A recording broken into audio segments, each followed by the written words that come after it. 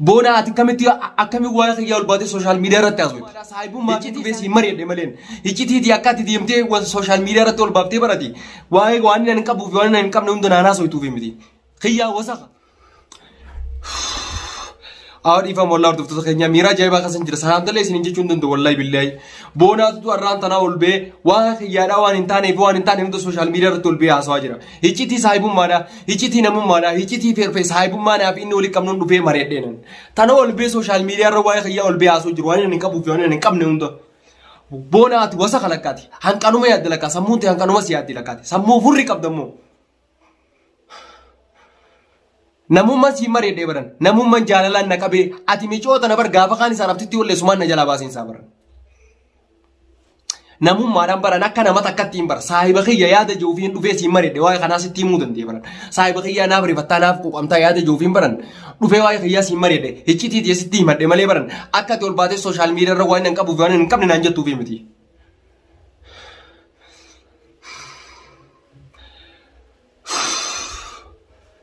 Ummata kiyya dhiifama naa godha. Ummata kiyya dhiifama naa godha hedduu takka. Boonaa ni beektan saahiba kiyya kan inni isiniin jechaa ture. Viidiyoo tana dura isinii galakkise irratti akkumaan ol bee mari'adheen agartanii jirtan. Santuu jechuun waan taane ol been irra waraabe boonaan. Tanaatu miira keessa nagalchii akkana nu lolchiisu jira irraan tana. Noof olchaan isiniin jaa hordoftoota kiyyaa. Assalaamu alaikum warahmatullaahi wabarakaatu. Salaamtaa hin daganne. Ni naare garuu miira keessan jira.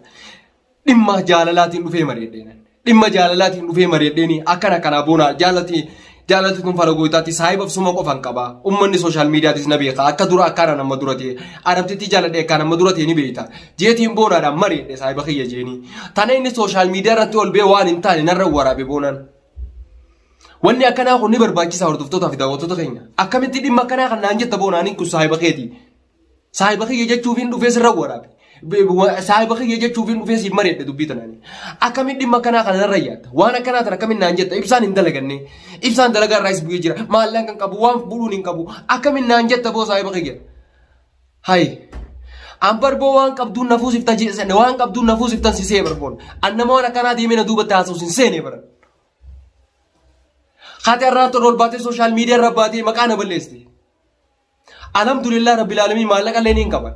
Sigalee dhimma maallaqaatiin takka waliin qabatu kun sigalee maallaqa siif dandeetiin niin fuudha siin jedhu dhufee siin mari'adhe garuu ammoo akka namummaa takkatti akka saahiba kiyyaa tokkotti dhufee siin mari'adhe dubbii tana irratti.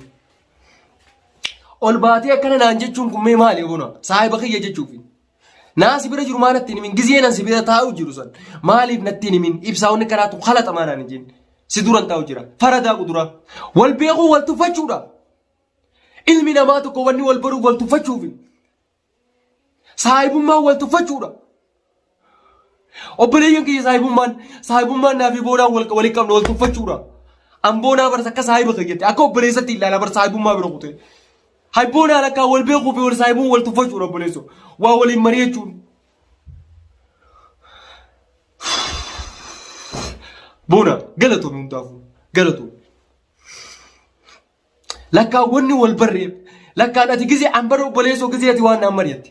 Gizee iccitii ta'e naan mari'atti bara obboleessoo siif yaadaa ture baran. Na ciqqabsiisaa baran. Akka dhimma kiyyaa takka ittiin yaaddaa baran.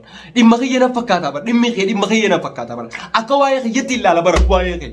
Akka waa'ee kiyyaa na fakkaataa baran. Arra kamitti ol baatee sooshaal miidiyaa irratti ibsaa boona akkamitti kas naan jetta boo. Ibsaa maallaan qabu dalagatee hin qabu. Boona akkamitti kas naan jetta obboleessoo. Asoonan obboleessa kiyya jeesii eeguun.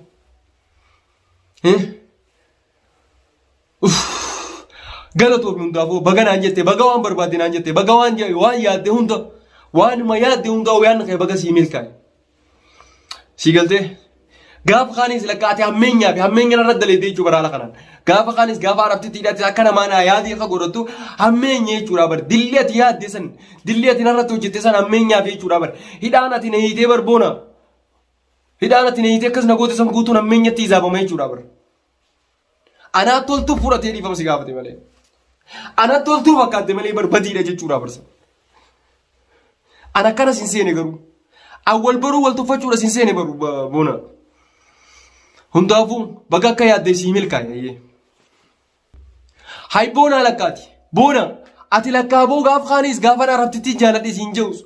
Ati istiin ayyaaddee hammeenya ayyaaddee tuma lakkaan istii fi hammeenya ati yaaddee toltuu naate. waati toltuu na yaaddeeti miti. Ati jechuun saahibummaan hin ansii qabu saahibummaan hin akka obboleessa kiyyaas ilaale ati akka diinni na laalu jirte jechuudha bara.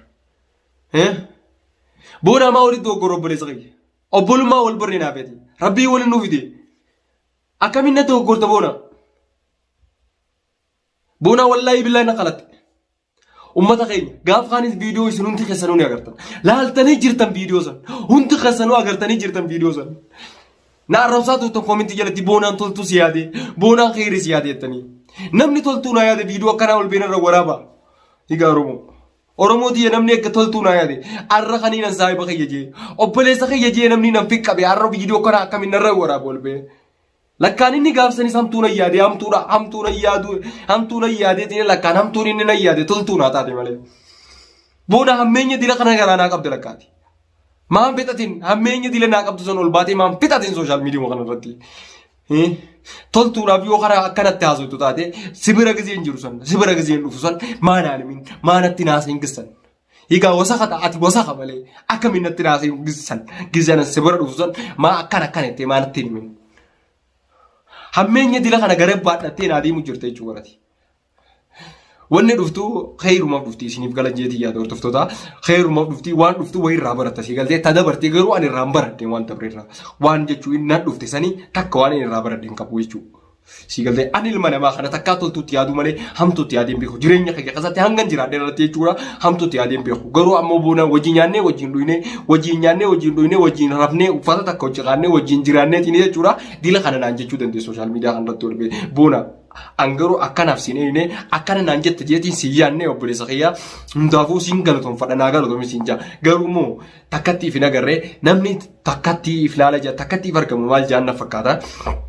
Yeroo takkattiif agaranii lammaffaa irratti immoo lammaffatti ni farqee innaa hin gowwummaa keessa dabree keessa lammaffatti ni farqee taraa duraa hamtuuna yaadee rabbiin toltuunaa jijjiire akka keessa kiyyaa laalee jechuudha toltuunaa jijjiire jechuudha ati arras deebitee hamtuu lammadaan haa deebiste jechuudha ati jaalalti xiyyamaa si gubte obboleessoo jaalalti xiyyamaa coraa si oogifte haa nama jaaladhe siin hin bareedde garuu akka saayiba takkatti si galee nama saayiba jaamus qofan sanaa tana keessaa qaba biyya tana keessaa qaba yaada juufiin dhufee siin bareedde obboleessa fayyan deemtee agarra akkasii viidiyoo akkasii sanarra waraabte. Boona ambar obboleessoo saahiba kiyyaa obboleessa kiyyaa yaada juufiin bar bikka guddaa akkas jedhanii bar nama naa olii nama narra yaadu si godheetiin bar siin mareedde malee bara nama dhabaaf nama mareedduun dhabaaf siin mareedne bar obboleessoo iccitiitii dhabaaf ta'ee siin mareedne bar obboleessoo waan hin qabne waan hin qabu narra keessa jee siin mareedne bar obboleessa kiyya nama mareedduun dhabeeti sitti hin fakkaatiin bar biyya tana keessa sii galee nama miliyaanan qaba nama itti himu jechuudha nama mareedduunis nama baay'een qaba nama itti haasasu nama baay'een qaba nama wajjin mareedduus nama hedduun qaba garuu ammoo siiturra naa hojja yaada juufiin baran siin mareedde malee obboleessa kiyya maali hammeenyi dillo kun boona baran naa gammadan si see baran ambar gammachuun xiyya gammachuu teetiin see baran obboleessoo baran naaf gammadan see baran gammachuun hin gammadu baran akkaati waan bara akka waan ati gammaddee akka waan ati gammaddeetti akka waan ati laaltu seetiin baran dubbii tana dhufee si himee baran ati ol baatee bar sooshaal miidiyaa irratti waan akkanaadhaan natti haasofte siin keessatti himne obboleessoo boona hundaafuu waan isin jiru takkan qabuun obboleessa kiyya ambar garuu gammachuun xiyyaa akkasii gammachiiftu na fakkaatee baran gammachuun xiyya akka waan akka na gammachiiftu sana agartee ni beektas akka nan gammachuu ta'etti hedduu si gammadaa tures akkasitti naaf gammaddan si see baran akkasitti si yaadaa ture baran. Maaliin siin jaame boona maaliin siin jaame maal akkan siin yoo barbaadame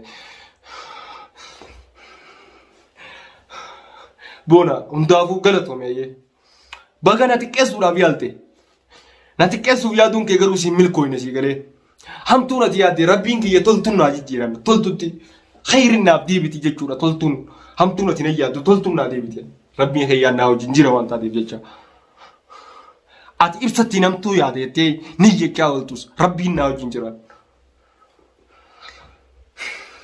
maaliin siin jaame arramee maaliin siin jaame fuula kiyya akkamiin dhaabbatameeti na dura akkamiin dhaabbatamee gammachuu tiyyees yoo si aarsitee boona sooshaal miidiyaa kanarratti ol baatee waan hin taane siyaasa isiifte maali ati namaa miti wallahi boona sareedhaati saree siin jechuu danda'ama wallahi yaa kalbi siin jaa wallahi billa nama akka keessa boona arra waan siin ja'uun dhabe garuu wajjin nyaannee wajjin dhuyne garaa kiyyan oowwee minan qanaa ol bee siin jee malee wallahi billahi waan wajjin nyaanne san tuna dura mul'ata obboleessa Waa wajjin nyaanne santu na duraa mul'ata waan takka siin hin jiru obboleessoo. Ati lakkaan sammuun ta'e hanqana yaaddi obboleessoo. Hanqanumaa kala ji'anna kan. Saahiba kee xiqqeessuudhaati sammuun ta'e onni si jattu. Saahiba kee ol baatee waan hin taane irratti haasa'uudha. Shiish! Aboona. Waan hin siin jiru takka hin qabu obboleessa kee. Hayee galatoomumaan siin jee malee waan hin siin jiru takka hin qabu siin beeku waan hin siin jiru. Shukuran waa hundaaf galatoomi siin jaa. Garuu manatti hin sii dhufamu boona mana sii dhufeetu man mee boona. Awoo yaa obboleeyyan kiyya mee akkamiin godhame saahiba jeetii dhabdadhee citiitii mari'adheeni mee maaliin godha obboleeyyan kiyya mee akkam godhu mee naa himaame furmaata naaf himaame furmaata mee isin naaf himaame uummata kiyya mee boonaadhaan waan hin jiru naa himaame siin baana dhaggeeffadhaa uummata kiyya miciyyoon ni beekti waan hundaa'u akkana waan takka hin qabnees ni beekti waa dhabuu yoo fuudha kana mata kuttu taate ana kutti fuudha yoo namni waan qabne hin fuudhu kayyattan taate kaja'amu taate an fuudhaa hutamu an fuudhaa dhiisu. Miyyoo fideetumaan afaan miyyuurraa dhageetuma ati xiqqaatu boonaan numa xiqqeessa inni na xiqqeessuuf yaadee anisa xiqqeessuu illee hin barbaadu garuu ammoo fuula keessan duratti viidiyoo irraa waraabaatiin isaa fi miyyoo wal bira fidee akkasitti jechuun ati xiqqaatu inni akka miyyoo na jaalatu achirratti himtee fi akka wanta kan qabne akka beetuu dhagee jechuu boonaan ifiifitti haa xiqqaatu hanqana dubbiin xiyyeetarumaadha. Michiyyoo fideetumaan jechuun fuula isaa dura dhaabee jechuun ifiyatti haa xiqqaatu malee boona waan isin jiru takka hin qabu. Garuu immoo maallaqa dhabuu fi miskiina ta'uu yoonii fi jechuun fuudha kana mata hottu taate anaa hottu si galtee Oromoon aadaa qabdi safuu qabdi si galtee akkasitti amantii qabna ammas deebinuti si galtee akka barbaachisaati niin fuudhaa miti niin fuudha boona niin fuudha siin achittis niin fuudha akka barbaachisaa hundattuu niin fuudhayyee. Waa dhabuun fuudha nama kuteettee mi ol baatee boona waa dhabuun ana fuudha haa kuttu an fuudha haa dhabu.